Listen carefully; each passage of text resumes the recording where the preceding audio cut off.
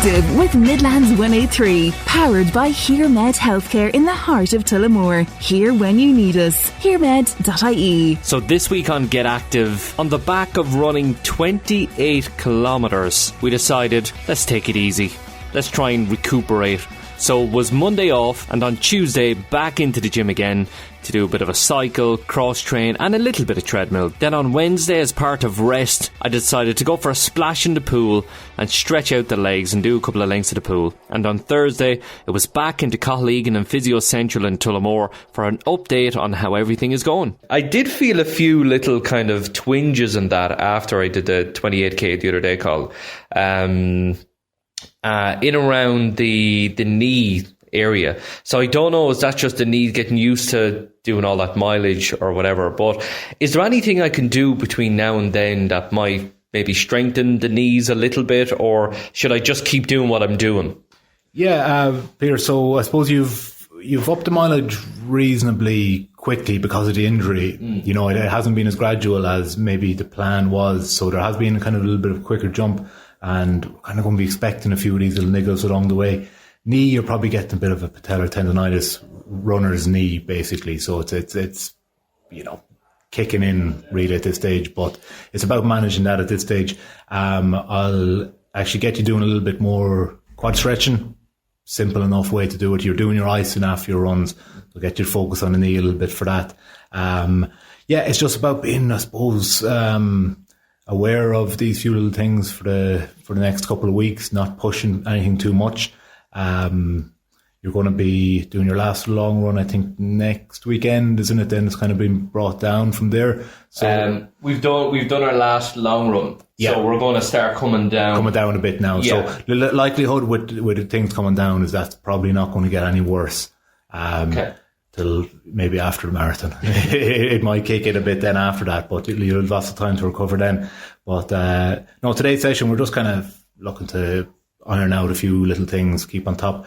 We had a good chat about getting your gear ready, little things to bring, Vaseline, gels, you know, your phone holders, all that kind of thing.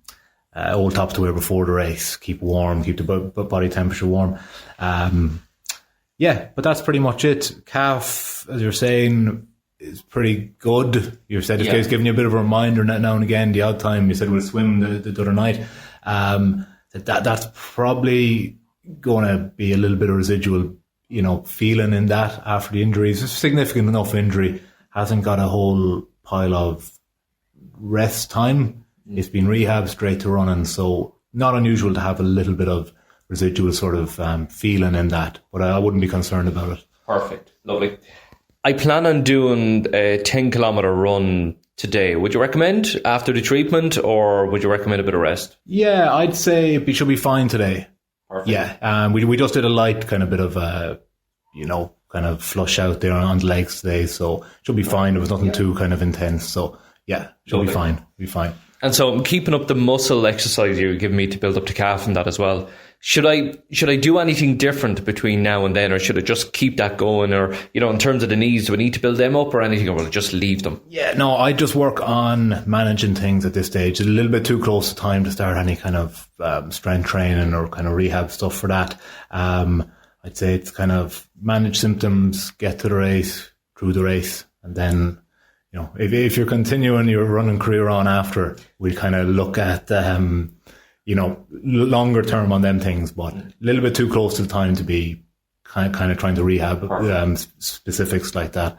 Lovely. So we don't do anything different. We keep it consistent and stick with the plan. Keep it consistent. Like the likelihood is, you know, probably going to have a few little niggles to kind of think about before the race. But once the race starts, that they'll go out the window, and you know, your training, your miles will kick in, and saying that probably the last 10k will just be a mind over body exercise at that stage. I'd say that's the way they are generally with the marathon. So and that shouldn't be an issue. You have the crowd there, you have your pride to push you along as well. So yeah. Thanks, Cathal. Thanks a million, Peter. Then on Thursday evening, it was time to get out and pound the pavements again. 10 kilometres done.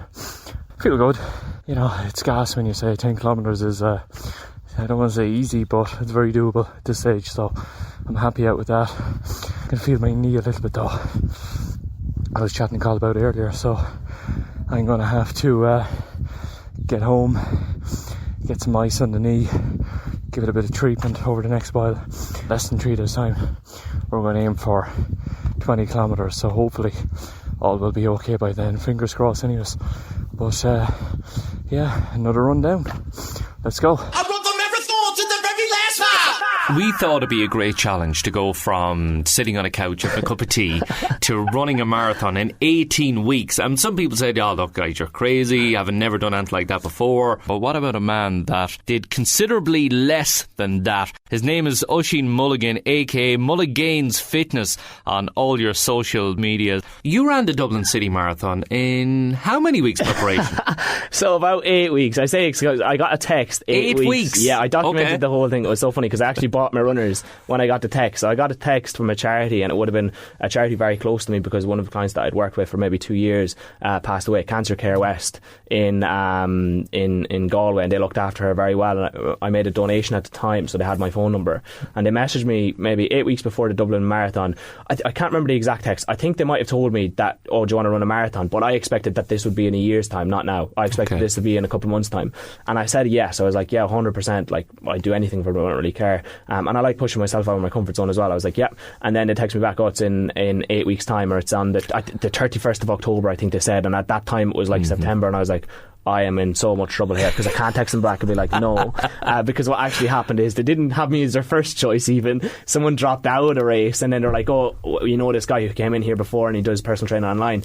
But then I'm not a runner. Like, so running, you know yourself from training the last little while, running fitness is completely different. Absolutely, 100% different. Yeah. So when it came to that, I was like, oh shit, alright, I better get some form of training. And I got really nervous, got really anxious. I remember I went on my Instagram story and I was like, right, I have to do this, I'm after accepting this. And I actually came to Tullamore to buy my shoes. I can't remember where, but I bought a pair of Hokas. Oh, it's a running shop, was it? Yeah. There on Cormac Street. Everyone recommended it. Yeah. And so I drove from Athlone across, and I was like, look, I need a pair of runners. I've run a marathon in 8 weeks. I heard the runners are going to help me get to the finish line. Give me the best one. So he gave me a pair of Hoka runners, and after that I went out on my first run. So I remember I got home straight away after and went out for, I think I might have ran 3k, but I was dying after. Wow. 3K. And what was your level of fitness at that stage? Wouldn't have been too bad. So I'd competed in a jiu-jitsu competition on the May time, or maybe just previous to that, but after jiu-jitsu competitions you're generally wrote off, so my training had really dropped off because I just took a little bit of time away from things. So it wouldn't have been great. It wouldn't have been anywhere near my top level of fitness, and I've never really been this picture of a fit personal trainer. I do exercise for the sake of how it makes me feel, not for anything else. So I'm not in the gym 24/7.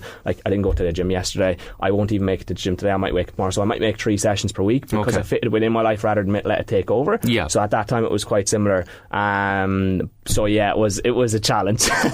And you weren't a runner before that? No, so I think so I actually had coached a guy before running, so Warren Francis. If you look him up online, you'll see he ran 100 miles around a 2 kilometre track in Athlone, the regional sports centre. Wow. He literally just ran around that multiple times. So I was coaching him at the time. He was about 100 and something kilos, over 100 and something kilos, and he lost the weight, and then he was like, I really want to push myself out of my comfort zone, and he set up that. He raised a load of money for charity. I would have helped him train for that a little bit, so I think at that time maybe my furthest run with him might have been 15k in around that. And that was a real challenge for me at the time, but that would have been post-COVID, just after COVID, and this would have been a couple of years later. But running history, I wouldn't have had a huge amount of it. I think I'd completed a half marathon max before actually doing the marathon. So what was your training plan? I mean, where do you go from there and go, this is the level I have to reach in such a short space of time? So I went straight on to Instagram Reels, TikTok Reels, I mean, like, is it possible, first of all? And then, like, I think a big thing for me, right, when it comes to any sort of challenge, is looking back at all the hard things that I faced in life. And this might sound a little bit weird, of like, Oisin, this is just running, but with every challenge that I face, even last year, public speaking wouldn't be something that I absolutely love. It's something that I'm afraid of. I'd be quite kind of just, I don't know, silent or a quiet kid. I would have just like kept to myself. Even now with the social media phone, I keep to myself most of the time, and I had to do a talk in front of like 700 people out and not Portugal, in Brighton last year, and that pushed me out of my comfort zone. But whenever it comes to pushing myself out of my comfort zone, I always think back to the hard things that I've been through in life. So like, for example, my mum and dad's divorce would have been one thing that I remember from a kid, and I'd be like, okay, if I can get through that, I can get through this. It'd be looking back at other things, like my jiu-jitsu competition. I got absolutely thrown around the place. Like, okay, if I can get absolutely thrown around the place and that, and someone's trying to kill me, a marathon is really nothing. Like, I can literally walk it if I have to. That would be my mindset surrounding anything. And I think anything challenging in life that you're facing a hard time, it's always good to look back at the evidence that you've built up of the hard things that you faced. And that's essentially what I did. I was like, okay, if I can do that, I can do this. So my first run was the 3K, as I said, but I was meant to go out and run 5. I couldn't finish the 5. I ran 3, and I was like, okay, right, now it's settling in. And I recorded a little bit of a video talking to lads who was like, do you know what, one of the things is when you face setbacks like this and you're not reaching the mark that you want to reach, you just don't give up and you try again. So I got up the next day, went out for a run again.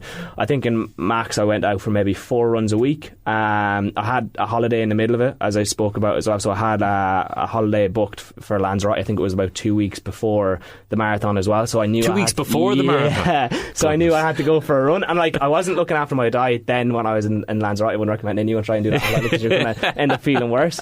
But what I did do was made sure I got a run in. So I knew that was going to be my target, because generally the week before the marathon you try and reduce the amount of running that you're doing. So realistically, even with 8 weeks of training, I have 7 straight away, and then being away on holiday I have 6. I'm like, okay. So my goal was that I set the market, I'm going to run 30k in Lanzarote, because I know if I can run that in the 30-degree heat, or however hot it is out there, that I can run it in Ireland. I just set that challenge in my head. Once I get something in my head, I'm like, I have to do it. So I set that as the marker. Then my goal was to try and build up as close to that per week before getting to Lanzarote. So 30k, and then 30k was the last run that I was going to do before the marathon. I was just going to take time off and go.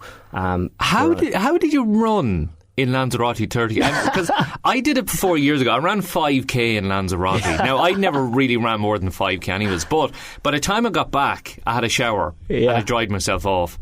Then I had to dry myself off. Then I had to dry myself. I had to sit out in the balcony to try and dry off. Like, how did you do 30k? Oh jeez, it was mental. So I had one of my good friends out there with me. He's a personal trainer as well, and he had never ran a mad distance either, but I said it to him before going out. I was like, right, we'll just do it.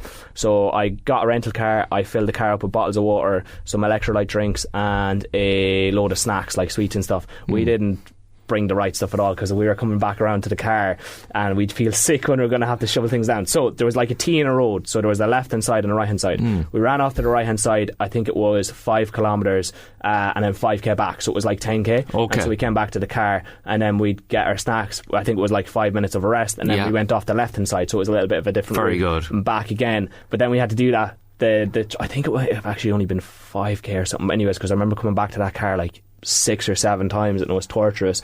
We got sick about 3 times doing it. The sweat was pouring off us. I remember after that whole day after, I just lay down on the couch. I was like, I can't move. But it was one of those moments as well where, like, when you're going through a tough time, I'm like, first of all, I always relate back to, again, that thing of I've been through harder stuff, and then also having a bigger reason as they're doing it, like doing it for the charity, and a woman that was so fucking good to me back in the day. I was like, okay, let's just try and push myself out of my comfort zone. I knew, like, if it came to the 30k and I only got to 25, I could walk the rest. I wouldn't beat myself up for doing that. I just wanted to see if I could do it. That's a big thing. A question that people should ask themselves is just see if I can. Like, okay, I'll try.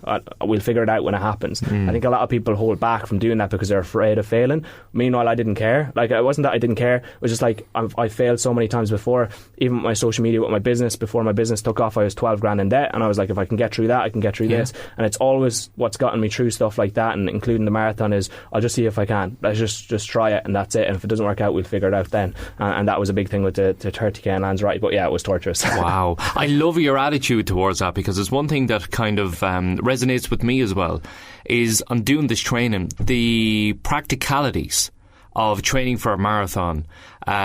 You could apply the same principle for your career, for what you're studying, for your business, for relationships. You kind of look at the goal and go, well, where do I want to be? I want to be here. How do I get here? Who do I need to talk to? Who knows more about this than I do in order to achieve our goals? Like, it's a fantastic mindset you have, that you can say, right, this is how we do. I'm not afraid of failure. That is, so many people are afraid of failure because, you know, if you fail once, a lot of people kind of show themselves the ground. I tried, I failed, and that was it. I'm not going any further. But it's the failure that makes you stronger. It's Muhammad Ali that says, you know, it's not how you get hit, it's how you get back up again. That's exactly it. I think so many people get caught up in that fear of failure. I think, like, regards to things in life, like I've suffered with my mental health a lot, and whenever I've struggled with my mental health, it's always when I've not had something pushing me out of my comfort zone or trying to push myself on a bit. It's always when I get stuck in a little bit of a rut, and like obviously something has happened in my life, so or whatever has gone on, then I've not felt great, and it's always like my solution to that always is just to try and push myself out of my comfort zone and do something, because I feel like it gets your focus on something, takes your mind off everything else that's going on, and as you said, it's just like figuring out how. It's like a little bit of problem solving, especially with the marathon, because as you got injured there a couple of weeks ago, and straight away it's like, okay, how do I get over this, or what do I do to kind of get around that? Can I get an alternative route to my destination? That's it. And rather than seeing it as failure, because I think for so long, and this comes back to like even that fat loss stuff, of the thing of the story that we tell ourselves, because so many people have maybe fell into a trap of telling themselves they're a failure, or again that thing of I'm fat, I can't do things. That's a story that I constantly tell myself over time, and I've just have to switch that narrative, because what happens then is that relates and seeps into everything. That seeps into my marathon training, where if I don't make the 25 kilometre or the 30 kilometre I want to run, instantly I'm fat, I'm lazy, I'm overweight, I can't do things, I can't stick things, I'm not able to do that. So what it is trying to reframe that, and how you reframe that is by building up these small little wins. Like I'd often talk about people with weight loss. If you're really struggling with weight loss or really struggling to get into something, let's just make so how I talk about it is like a runway. So imagine you're coming and you had to land on a runway the size of Clara Road out there. Impossible, probably going to crash the plane, probably not going to be great, and if you crash the plane once, then you have to get back into the plane again and fly again. Are you going to be confident landing it the second time? No. So your best option is to widen the runway as much as possible. So how we widen the runway is by adjusting our goals to make the runway really, really wide. So for example, step counts is something that people are mad for nowadays, and they just have a 10,000 step goal. That's like the Clara Road, it's too small, really, really hard to land on. But if I go, okay, your goal is going to be between 2,000 and 10,000, then the runway is really wide, and if we hit 10,000, we've still landed on a runway where they're going really, really well, excited. If we hit 2,000, we've still done really well, we've landed on runway. Brilliant. And I think it's the same with the running, is if, okay, my goal is to go out and run and try and run the marathon. Everyone's goal when they're going to run a marathon is to try run it. If I don't run it, it's not that big of a deal. I'm going to walk parts of it. I've still completed the marathon, which how many people, what percentage of people complete marathons over their lifetime? Very few. And it's even the thing of like going to the gym. It's zooming back out a little bit of being like, right, I've ran in say I went to run in Lanzarote and I failed and I ran 25 kilometre. It's zooming back out and actually being like, how many people have actually ran 25 kilometres in their lives? Not very many people. Even people going to the gym. How many people actually go to the gym? Think of your next door neighbours, or think of a person down the road. Have they ever gone to the gym? Have they ever done anything? And you're the one getting up and maybe going, or going the evening time and pushing yourself very comfort zone. It's to zoom out and actually realise, Jesus, I have this confidence in myself. I am doing things that I should be doing. And as I said, it's building up those small wins. So when we start landing a plane on the runway that's really, really wide, of the 2,000 to 10,000 steps, or the 5 kilometre run to 10 kilometre run of how much I want to run, then we can start shortening it a little bit, because we're a little bit more confident. Then we can shorten it a little bit, and then eventually we'll be able to land the plane on Clara Road and we'll be like, oh my god, right, I'm absolutely brilliant now, I can do this, and I feel more confident. But it's just building that up for people, I think, is the hard part, and people skip that. They just instantly straight to the small road to try and land on. What a great analogy. That is fantastic. I can picture it right now. It's fantastic. So talk me through the Dublin City Marathon. You get there, describe the atmosphere. What's it like? So before competitions and before anything, I do get quite anxious, quite nervous, but I think it's quite normal. Like the way my therapist would describe it to me is like that you really care about something. So if you're anxious and nervous about it, it's actually a good thing, because you care about it. If you wake up and you don't really care, like what's the point in doing it? Exactly. Anyway? So it's with everything in life, even with the jiu-jitsu competitions, as I said, like I'm going in there and some guy's trying to strangle me and I'm nervous, I'm anxious, because I care about not letting him do it. So with the marathon, I remember waking up, I was quite nervous, quite anxious. I had two of my best friends there and my girlfriend there at the time, and we were kind of just like having a good chat, and they were preparing my food for me because I was too nervous. I didn't want to do anything, so they're like, okay, you have to eat this or try to get this into you before you go. And then I had a bottle of Lucozade Sport that I brought with me as well. Anyways, got there and then I seen everybody and I was like, oh my god, because Dublin City Marathon's massive. There are so many people there. And so I remember I had to walk in past the barriers, and they're not allowed in past that far. So the second I went in there, then the nerves really hit. Were you on your own then? Yeah. Wow, so they had barriers set up, and this is where I was like, okay, now I have this little bit lack of self-belief. I don't know if I'm going to be able to do it, because when I was walking in, I was seeing all these like people who are clearly like advanced runners. They had their vests, everything set up, their Salomon pouches and with the water and like Lucozade Sport packs and the hydrogels and everything. And I was like, I have none of this. I had such a crappy phone holder that it broke halfway around, so when I was running it actually snapped, and sure I had to hold my phone in my hand then the whole way around. But anyway, so I was going, and then we got to the start line, and I was in like the middle group, and I could see the advanced runners up ahead. and I seen them take off, and I was like, oh my god, I'm definitely in the wrong group here. Like, I'm not going to be able to keep up with these guys. But it's handy. So in the Dublin City Marathon, run unbelievably well. I would not have been able to finish it if they didn't have it that ran that well. They had the drink stops or whatever, but they also had these things that really pushed me on. So balloons. So they attached a balloon to a guy, and you could see what pace he was doing. Okay, so they're the pacers you're following. Yeah, and it was so cool because I could see I wanted to finish in and around 4:30. I don't know why I got that in my head whatsoever. So the 4:30 balloon was there, and the 5 balloon was then behind him. So my plan was to try and sit behind and just do a little bit of a lighter pace and take off at the end, because I knew I had the ability to explode. I'd be quite like explosive with my fitness. My long-term fitness wouldn't be 100% great, so I was like, okay, I'll just sit in behind and try and jog along behind these guys. But they were quick, and I didn't expect that at all. I was like, oh my god. So I was just ahead of the 5 fella for a lot of the race, started to fall a little bit behind him, and then towards the end there was like I'm kind of skipping the whole way through here. Let's actually go back a little bit first before getting to the end, keep the story going. There's a part of the marathon anyways, I think it was about halfway through, and I was dying to go to the toilet because they're giving you the Lucozade Sport as you're going past, giving you water, and to be honest, I think I overdrank on those things, so it's like very easy to overdrink on water, and what you're doing then is flushing out all your electrolytes, and if you're not getting electrolytes back in via salt or via your hydrogels and that, you'll actually feel weaker and more sick and stuff. So it's just something to watch out for, is try not to drink too much water, try and do a mix of both.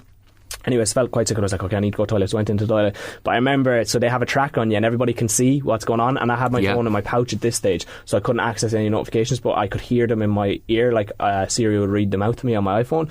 So I went to the toilet and I couldn't get out, so my hand was on the thing and I was going, you were stuck in the Portaloo. But it wasn't because the door wasn't open, it was because I was genuinely couldn't move. My legs had frozen, my body was just stuck. So I think it was like, it could have been like, it felt like 20 minutes. It was like 5 minutes in there anyways. And instantly when I stopped, because they can see it on the map, they were all asking me like, you okay, did you hurt yourself? Because I had a hip injury actually prior. Right, okay. I didn't speak about too. So I had a hip injury when they rang me. I had a bad hip injury to the point where like I couldn't really run at all. Oh god. Like I couldn't do anything. And so that was documented on my Instagram, where I got the not the antibiotics, the anti-inflammatory, was it? Yeah, that was them. So I was taking them, but like even on the day my hip was in bits. There's a video of me halfway around and being like, my hip is done, like I can't even lift my leg off the ground, because when you're running you need that hip to raise your knee, and I couldn't raise my knee anymore, so my leg was like dragging along the ground as I was running. This was at like the 30k mark throughout the race. But anyways, I got stuck in the portal. Oh god. And everyone was texting me, so I was hearing all these notifications in my ear being like, are you okay, have you stopped, have you done whatever, and Siri's reading them out, and then I was like, oh my god. And someone luckily behind me opened the door, and then do you know the fright when you're in the bathroom? I had nothing out, don't worry. But I was in the bathroom and someone opened the door behind me, and I was like, okay, and I kind of almost fell backwards out and then went running again, and I just said to myself after that, I can't stop, like I can't stop moving, because if I stop moving, I hear you, it's only going to get worse. And that's like, I suppose, not a bit of advice for you, but a thing that I learned as well after is lactic acid builds up faster if you stop moving. So as you're moving, your body will actually burn off the lactic acid that you're using. Okay. But if you stop, you allow that to build up, and that's why I froze in the Portaloo at that stage. I think that's what they call it when you hit the wall as well, isn't it? You know, the build up of lactic acid and you just can't move. Yeah. Oh, it was rotten. That was rotten. That was the most disgusting part of the run. But what was great is the community aspect around, like all the people cheering you on, shouting you on.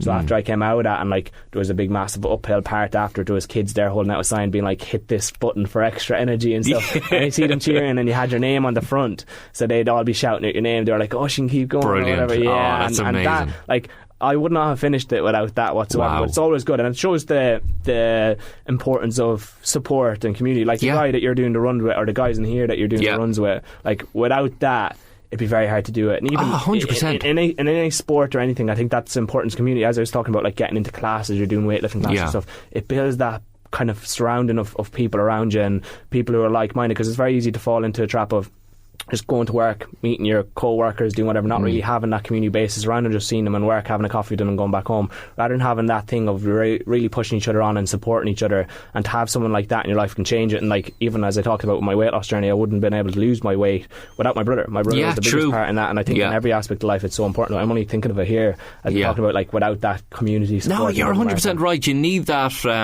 support network around you. And even, you know, from the point of view of people allowing you to go and do this, kids, be it your wife or your partner, says, look, I'll mind the kids, you go for a run, or you go to the gym or whatever, you go to do your class, or you need that support network around you. 100%. I think that's something that is underrated, or like not taken on board enough, and have that, like, to run a marathon alone would be torturous, like to not do it with anyone there, to just run it by yourself and not have any sort of support there. I don't think I could do something like that. Maybe if you push me really, really hard, but I think that's actually more difficult than running a marathon, even having a marathon buddy to train with. Oh, I agree 100%. Somebody that's going to send you a message, go, come on, up, we're going, and you go, I don't feel like it. But even, you're out and about, you're having a laugh, you're having a joke, you could be telling me your problems, you know what I mean, and you finish and you feel great. You know what I mean? I think that as well, having a conversation with someone, you're out for a run or out for a walk, even meeting up a friend and just going for a walk,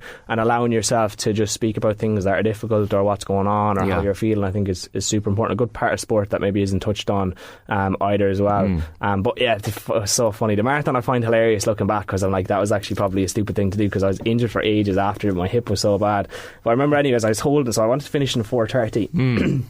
And I was, as I said, I was near the 5 balloon. I was, as I was going along the marathon, I was falling further and further behind with the 4:30. And I was like, I really want to take that off. So anyways, I pushed myself for like the last 5 kilometres, or coming up to the last bit. You're on like the M50, so you're running along the side of it, and it's just a straight patch, and you're like, oh my god, this is never going to end. It looks huge.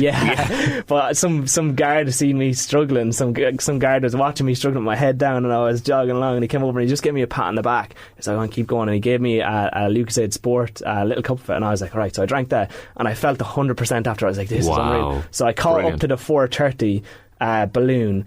I was maybe a little bit behind it, and there's a big massive straight patch at the end. I think the straight patch might be over a kilometre long, might be like 1.5k long or 2 kilometres. I've heard long. about that. Yeah, and you're like, you see it's counting down, it's like 1.9 metres or whatever left, and I'm like, oh my god. So I sprinted, I full blown absolutely sprinted. There's a video on my Instagram, people are like, how did you end up having that much energy to sprint at the end? But it's because I wanted to pass out that balloon. So you just see me absolutely bombing it, and then just above at the time it was 4:29.9 or something, just as I finished. Yeah, and I was like, oh my god. But it was so funny, because at the end of the marathon, when they send you out your medal, or they send you out like a certificate or whatever first via your email, and then you will receive the medal.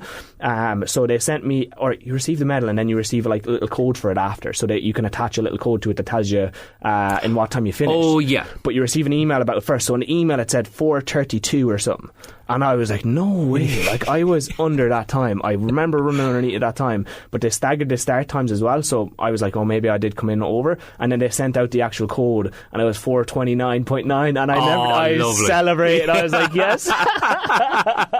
So it was one of those things I was absolutely delighted about. But it's so funny as well how I was a failure after doing a whole marathon, and I came out 4:32. I was like, oh my god, isn't that amazing? Yeah, you know what I mean? It, what an incredible achievement within itself. But then you had another achievement within the achievement that you wouldn't have been happy with. Yeah, that would have been crazy. Like, even thinking back, I was like, the mindset that I was in after crossing that finish line and hearing that, I was like, oh, that's so annoying. But then, and I was convinced myself, so after that I was like, I'm going to do another one, I'm just going to get that 4:30 mark. Then after the thing came on the post, I was like, I never do another one. It didn't matter then. And what was it like when you crossed the line? Like, what was the feeling like? Was it relief? Was it emotional? Yeah, to be honest, I'd say I nearly cried. I can't remember it too well, just because I was so emotional. And like at the Dublin Marathon, I actually like the way they did this as well. So you can't leave straight away. You have to like walk around a big path to get to the exit, because they keep the spectators a good bit away. Okay. Like, you probably have to walk close to a kilometre to get, maybe half a kilometre to get to the exit. So it gives you that moment of just being by yourself, and you have your medal, you have your bag with all your stuff in it, and you're just walking. And I was just thinking about it. I remember that was quite emotional, and being like, oh my god, you just think about everything and all the things you've been through. And not only that, but I think running gives you that space where there's nothing much else going on in your head, as in you're not thinking about what you have to do tomorrow, you're not thinking about what you have to do in 3 weeks time, what appointment you have in the doctors, or what work stuff you have to do, or that person that gave out you, whatever. You're thinking about the now, and then maybe things in the past that have gone on that are going to push you on even further and try and make you go. So it's like a real head clear. Is that what I'd call it? I think so. A little bit of a head clear. It like makes you real clear. So like after I was walking back to the guys that were waiting for me with a bag, I just got a moment to kind of reflect and all that sort of stuff, and I just felt happy. I think that's the way to put it, of taking off any. And I think that it's probably the same with taking off any achievement. I've heard people talk about it before as like running 10k is nearly the same feeling. Your first 10k is nearly the same feeling as running your first marathon. And I'd say your first first marathon is nearly like running your first 100 miles, or your first whatever achievement it is almost the same feeling as everything else. It's just that feeling of putting your head down and getting something that's really, really difficult done. Absolutely. It's all relative, whether you're going from couch to 5k, couch to 10k, couch to half or full marathon or whatever. It's all relative. You know what I mean? Don't let anybody ever tell you, that's only a whatever. No, in your world this is a huge achievement, and you have to get to the 5 before you get to the 10, before you get to the half or whatever you want to do. And I think that's why when I was talking to you guys the last day and you were telling me about that you're going out to do the marathon and like you're documenting like this, I don't think I don't think you realise how much of an impact you're actually having on people, to show people that, oh my God, you actually can go out and run. And even the message that you're spreading with regards to just get up and run 5k or just get up and run 2k, because as we talked about earlier, it's much easier for someone to leave a negative review and just be like, oh no, you're talking shite, or you're doing this, or you're not able to do this or whatever, rather than people who are actually positively impacted. Like there might be someone driving their car now that has not exercised in ages and just listening to the podcast and being like, oh my God, maybe I'll go out and try it, that sounds really fun. And that one turning point might change someone's whole entire life. It's the same as I talk about, like if you go into a business, you never see anyone leaving a positive review after leave a petrol station, or a positive review after leave a Supermax, or leave whatever. True, yeah. But straight away, the second something bad happens, they'll go on and leave a negative review. So there's 1 star straight away. So it's the same with stuff like this. I think to give some recognition to yourself, to go out and make exercise accessible to everybody, because that's what it should be, rather than coming on a podcast here, which some runners would do, or some people would do, and talk down a certain exercise. So rather than being like, oh, running is the greatest thing ever, don't do this or don't do that, you're like, just get into any form of movement that you can, and even start with the 5k or start with the 2k or start with the 1k. And I think he did something where you ran together with people as well, or there was a few of us involved here. We did the half marathon as well. There's a few of us in the station, but like what we wanted to originally do was, because I went looking for a podcast that will tell you how to run a marathon from scratch. There was nothing. So we said, right, okay, well, let's put one together. And we said, right, we're going to be honest about this, warts and all. And my God, we were honest. But I think it's so important, and like to like put that out there for people, and to make, that's the main thing, to make it accessible. That's what I want to try and do with my social media and with everything as well, is just make it as simple and easy and support people as much as possible, rather than tearing people down. Absolutely. And the amount of people who got in touch with us as well, you probably get it on a regular basis as well. People get in touch saying, I've never done this before, but I'm doing it now because of listening to you, because of listening to the podcast, because of the advice, because of the experts you had on, all that kind of stuff. And it's an amazing feeling, that you've had that impact on somebody's life, some positive impact. I've had people message me, I don't know, a lot of people saying they've gotten into running, or they've got back to running.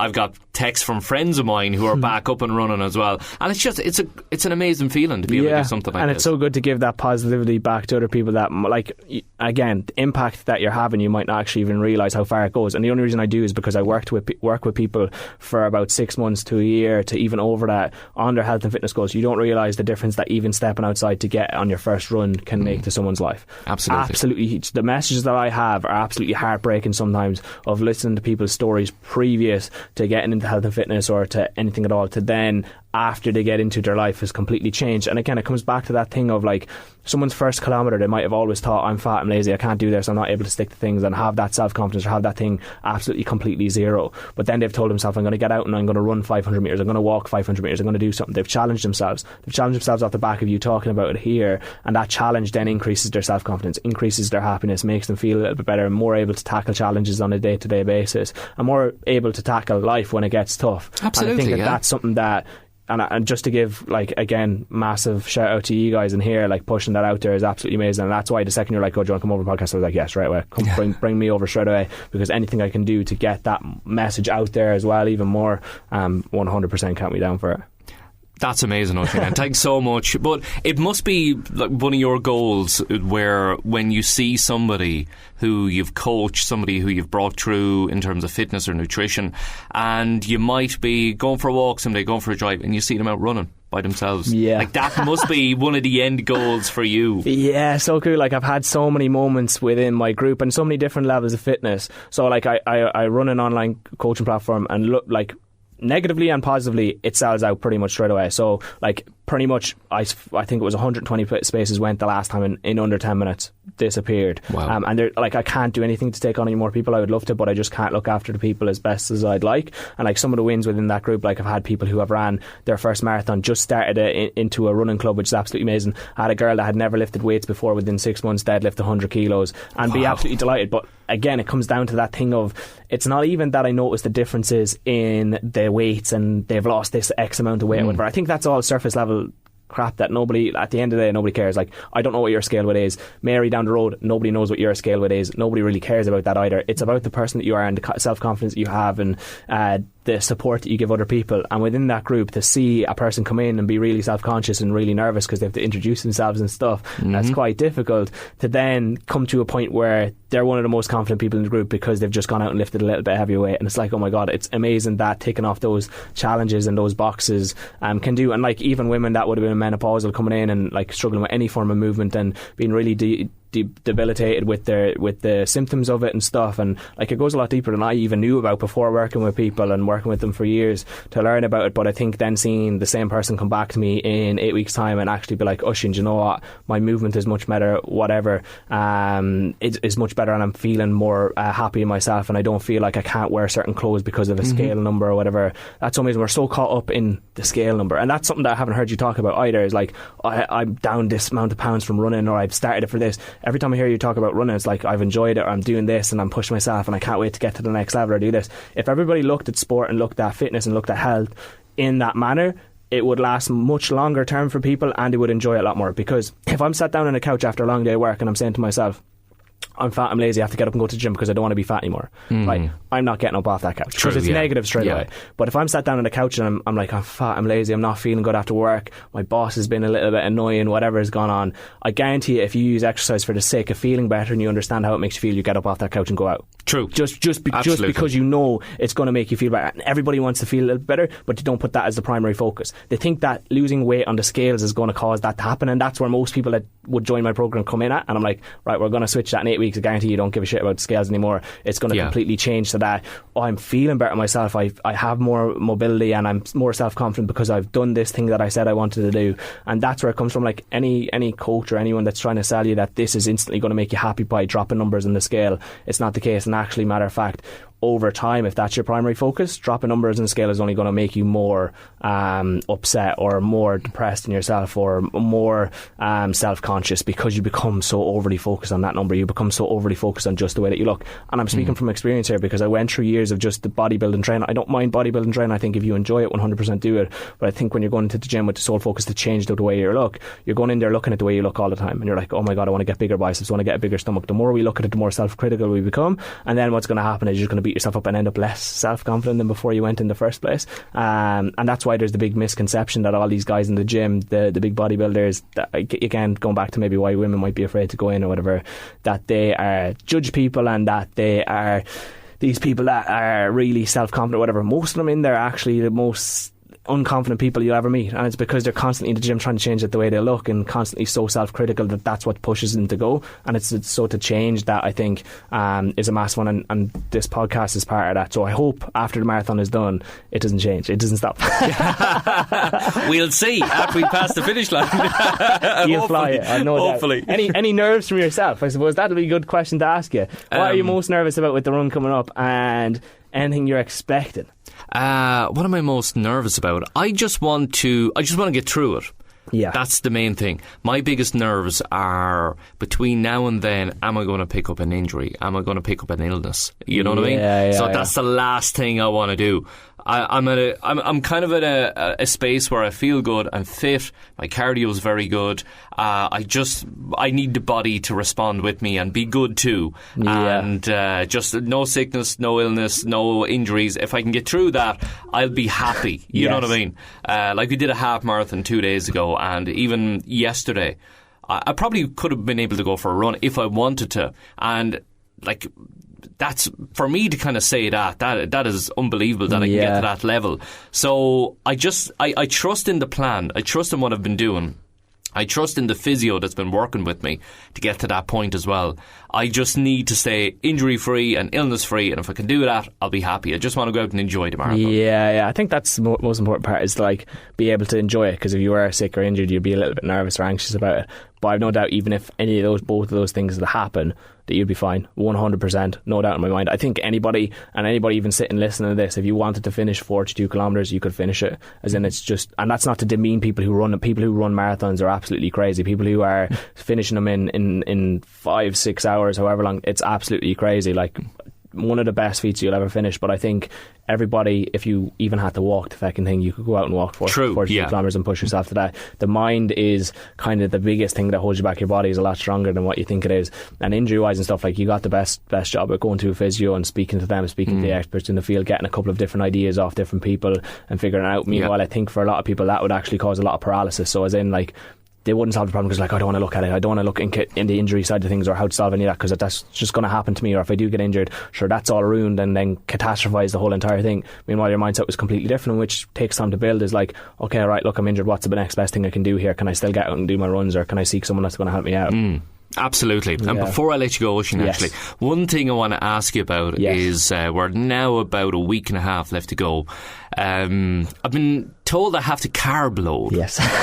What is carb loading? So essentially, we have storages of carbs within our muscles and within our liver, a good amount of it as well. So mainly in our muscles, depending on how much muscle mass we have. Essentially what it is loading up an energy. It's like putting petrol in your car. So because you've been running, you've been training quite a bit, your glycogen stores, which are in your muscles, is probably quite low because you've been using it on a day-to-day basis. So what you do previous to a marathon or to a long run is you load up on carbohydrates to fill up your glycogen stores, so you're filling up your fuel tank essentially, so that when you get to the race or to run, it's a little bit easier because you have them extra stores of fuel. Our body primarily likes to use our glycogen stores, carbohydrates as fuel. It will then secondary start to use fat, and then if no fat, no protein is available, or no fat and no carbohydrates available, it'll break down your protein, your muscle mass start to use, and that's what you want to avoid. Okay. Fat for fuel is a little bit slower, so it's a little bit harsher in the body. Not harsher in the body, but it's just slower, so you're like, the amount of energy that you get off the back of it isn't going to be great unless you're kind of fat adapted, where you're just having a really, really high fat diet. That'll generally be a little bit better. But then carbohydrates is our main source, which you kind of want to load up on as much as possible. Now again, there's different recommendations for people. I don't know them off the top of my head, but like good places to go to look them up would be Lane Norton on Instagram. He's absolutely brilliant. There's a couple of other performance, so I can't remember the guy's name. I'd love to give him a shout out. He's from Australia. He came in and spoke to my group, but he does mad trail runs and stuff. But he's good information. I'll send it on to you after that. Yeah, that'd be much appreciated. But yeah, so the goal is to just eat not as many carbohydrates as possible, but a measured amount that it's going to fill up your glycogen stores. Might be something 1.5 grams or 4 grams per pound of body weight or something like that. And so what you do is just measure it. Generally I'd use my MyFitnessPal. It's what I did for mine, just scanning my MyFitnessPal and look at how many carbohydrates you're finishing the day with. Not only that, you want to try and give yourself enough overall calories as well, so not just carbohydrates but just a good amount of calories, because fats are important for our hormone health. Fats are also important for absorption of vitamins and stuff, and then make sure that you have a good bit of salt, so you can kind of load up on water as well. As I said, like if you're just drinking water and not having electrolytes or salt within your diet, what's going to happen is you're just going to end up flushing out all the electrolytes, and then muscle contractions are harder, and being active is a little bit more difficult. Energy levels might start to drop. So yeah, regards to the carbohydrate load, like scientific things I don't really know. I can tell you what I had a big bowl of cereal, I had a bowl of oats, I had a big bowl of pasta with chicken in it, I had this was the day before, I think I had donuts or something like that as well. Wouldn't be classed as the most, again, healthy thing on planet Earth, but they're full of carbohydrates, and this is where nutrition is so complicated and so nuanced, because some people might be like, oh, donuts are bad, carbohydrates are bad, cereal's bad. Yeah, it's bad if you are overeating on calories and you don't have a specific goal or whatever. I don't even say it's bad, but it's bad if that's your whole entire diet. If our focus is weight training, or our focus is that side of things, actually it's important that we can get some carbohydrates in prior to training, because it's going to give us more energy.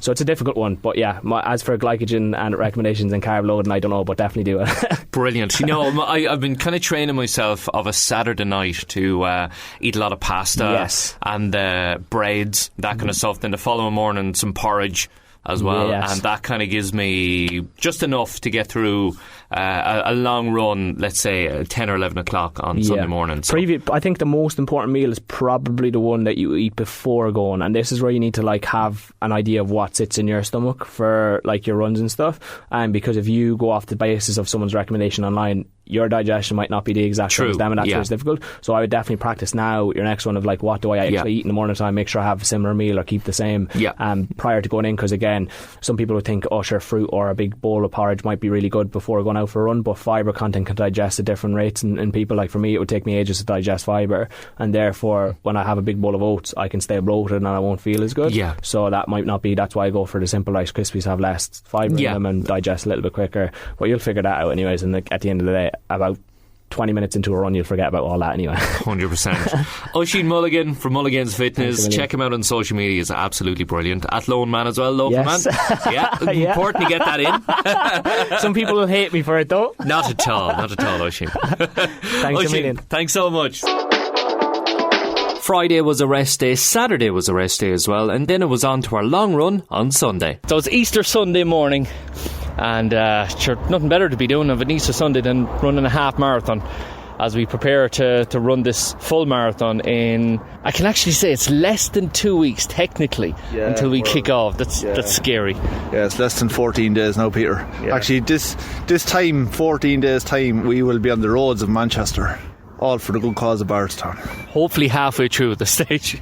Oh, I tell you, I've just been spending the last week, actually, I meant to say it to you earlier, I've been sitting in the van, driving the van for work, visualising myself crossing that finish line. I've actually watched the video thinking like, you know, what it looks like, and I'm like, here's me and Peter crossing the line, here's me and Peter crossing the line, and then I start getting these phantom pains, I'm going, oh, my hamstring, and you're sitting still and you're like, that can't be my hamstring. But look, it's going to be great. You know, we've come so far since we were due to start the day before Christmas Eve. This plan started. Yeah. And we did 7k that week. I remember we did a local one and we were absolutely battered. Yeah. And I went home and I was delighted with myself because I hadn't run that long in a while. And then I went, just another 5 of them to do. Oh God. But no, we've come through illness, injury. What else have we had? Multiple injuries, illness, ups and downs.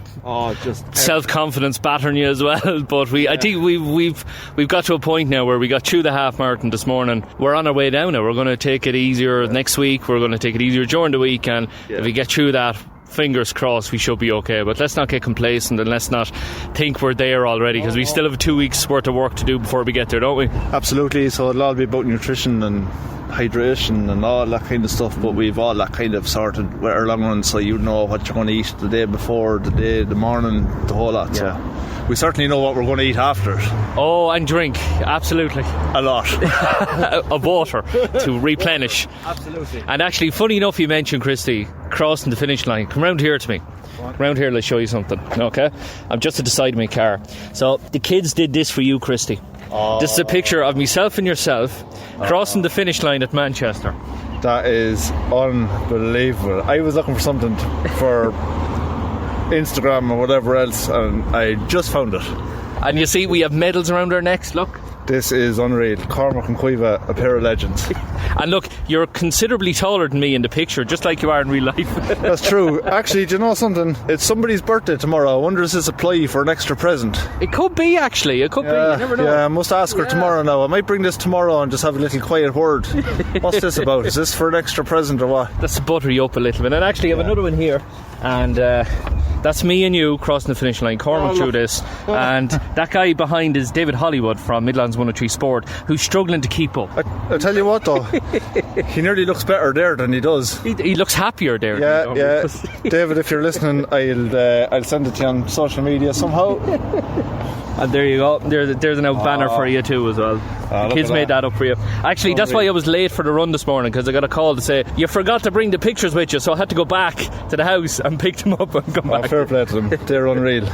Yeah, they'll be on my wall now and for the next week. So the first thing I see now will be all the nice drawings and everything. They're class. There you go. Thanks a million, Cormac and Cuiva. They're absolutely brilliant. So right, Peter's interviewed everybody and anybody in the last few weeks for the podcast. So it's time for me to interview him. So you're about to learn a bit about Peter Dunn. I hate being interviewed, by the way. That's fine. So I have a few questions and I have a few quick fire questions. Right. Right, so Peter, you're doing a marathon. Why are you running a marathon? Like, you could have done a triathlon, you could have done anything that's so much easier. Why run a marathon? I don't know, to be honest, Christy. I don't know. Like, we were chatting about it there one night, and I thought, that sounds like a good idea. But, you know, the more and more I thought about it, the more I kind of, you often see people pounding the roads, and you're wondering, why are they doing it? Yeah. And there has to be a reason behind that. And in order to try and find out, you kind of have to do it yourself. You know, it takes one to know one. So a marathon's a good introduction to what you want to run. I think so. But no, look, we're going to do some good for Bardstown as well. We're going to do what we can. So, absolutely. You know, let's give it a bash. So, yeah, it'll be an adventure. It sure will. And just leading on to that, I suppose, what does your sporting background look like? And I'm not talking about PE in school either now. Like, did you play soccer or play a bit of five-a-side or any kind of sport? Yeah, I used to play with Mulligainz Town football years ago for a few years. That was great crack. And played with Clonkill as well, the mighty Clonkill. Up over that. We got 2 county medals out of that as well, so that was pretty good. Under 16s, under 18s. So that was always a lot of fun. After that, it was just a bit of five-a-side every so often. And the older you get, and the more you discover women and a few pints, you know, the more sport takes a back seat. The downfall of many a man. So we have, if you want to qualify for the Olympics, it's 2 hours 18. Any plans now? Well, if somebody drops me from a height, I might do it in 2 hours 18. I might do 26 miles from the sky, no bother. Are you thinking about doing anything else? Like, would you ever try a triathlon or a duathlon, which is bike and run, or would you like to try anything else? Have you had thought about anything else out in your runs? I like the thoughts of duathlon, all right, with running and cycling. But not a triathlon, because I can't swim for the life of me, so it's not a hope. What motivates you? Like, outside of, other than the charity, like, have you any, like, heroes or anything, or, like, I don't know, you might have anything that motivates you? Laura and the kids, obviously. That has to be number one. Absolutely. You know, they'd be a big motivation. And, you know, as well as that, you want to set an example for your kids. So, you know, there's no point in telling them to do something and it's good for you if you're not going to do it. So, I suppose you have to set an example for them. And look, you can't do anything like this, Chrissy, without support from other people. So from the likes of yourself as well, you know, from Laura, from the kids, and kind of giving you that time and space to go and put in the work, because it's a lot of time, it's a lot of effort as well. So, you know, you need that. Yeah, I was just going to say there, like, it's your work, run and family life balance, like, you know, it does take sacrifice. Like, we're out, you probably left the house at maybe 9:30 this morning, and it's now 12:10, and that's family time on a Sunday, you know. That's right, yeah. And it does kind of take away from when you say, we'll go somewhere of a Sunday. Yeah. You know, we'll head somewhere for the crack or whatever, and you're going, I have to get a long run in, you know what I mean? And you don't want to be the spoiled sport or anything, but again, I suppose you try and have to work around, you have to work your marathon around life as well. You do. You know. You do. And it's like, a marathon in itself is challenging, but the training is very challenging. So, like, have you found any big challenges now in the training? Or, like, have the long runs been your biggest challenge where you thought, right, have another kilometre to do this week, or have another mile to do this week, or? Yeah, definitely long runs at the weekend. My biggest challenge is the injuries. Yeah. You know, like, I said from the start, look, what we'll do is we'll be honest about this. Yeah. And my honesty is the injuries, you know. Yeah. And maybe it's not me looking after myself properly, maybe it's, you know, not stretching properly or getting the proper treatment for it, but, you know, maybe I have to look into it. But my biggest challenge so far is, as I'm rubbing my calf muscle here, it's the injuries. And you are going from 0 to 42k, so, you know, that has to be factored in. True, yeah, it's realistic, I suppose. Yeah, but fair, like, the admiration I have for you for doing it is mad. So, oh, cheers, Chris. I appreciate you. So far, would you recommend it to somebody else? Yeah, so far, like, it is amazing. Like after finishing that, sure, you're buzzing afterwards. Yeah, you know, the adrenaline you feel after doing that is incredible. Yeah, the endorphins or whatever they call them, it's nuts. Like, absolutely, like, it is amazing. But there's more to it than just the running. You know what I mean? You're obviously, your health improves and everything. Yeah.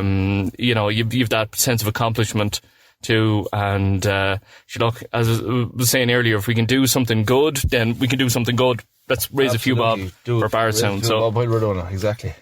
Which do you prefer, short or long runs? Short bursts, yeah. It can be very impatient. That's very true.